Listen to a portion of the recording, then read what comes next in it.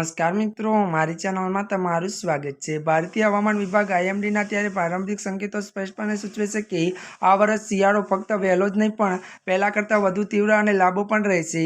જો તમને લાગે છે કે હજુ સપ્ટેમ્બર બાકી છે તો તમારે કબાટમાંથી ગરમ કપડાં કાઢવાની તૈયારી શરૂ કરો, કારણ કે પારાના ત્યારે ઘટવાનું કાઉન્ટડાઉન શરૂ થઈ ગયું છે। આઈએમડીની ત્યારે આગાહી મુજબ આ વર્ષ ચોમાસાની વિદાય સામાન્ય કરતાં અથવા તેનાથી થોડી વહેલી થઈ શકે છે।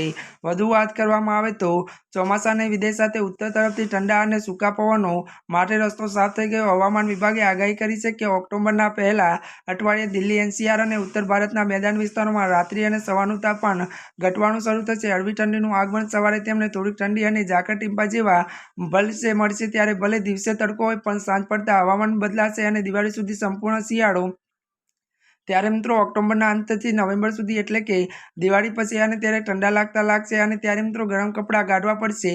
સામાન્ય તાપમાનની સ્થિતિ ત્યારે આઈએમડીના નિવૃત્ત ત્યારે વિસ્તૃત શ્રેણી આગાહી મુજબ વાત કરીએ તો મોટાભાગના વિસ્તારોમાં 25 સપ્ટેમ્બરથી 1 ઓક્ટોબર સુધીના ત્યારે સમયગાળા દરમિયાન સામાન્ય અથવા સામાન્ય મહત્તમ તાપમાનની થોડી વધુ વધારે તાપમાન રહેશે। પરંતુ એક વાત સ્પષ્ટ છે કે ઓક્ટોબર શરૂ થતાં જ મહત્તમ તાપમાન સામાન્યથી નીચે આવવાનું શરૂ થશે। ત્યારે મિત્રો આજના માટે બસ આટલું જ। અમારી ચેનલમાં નવા હોય તો અમારી ચેનલને મિત્રો લાઇક, શેર અને સબસ્ક્રાઈબ કરી દેજો। ધન્યવાદ।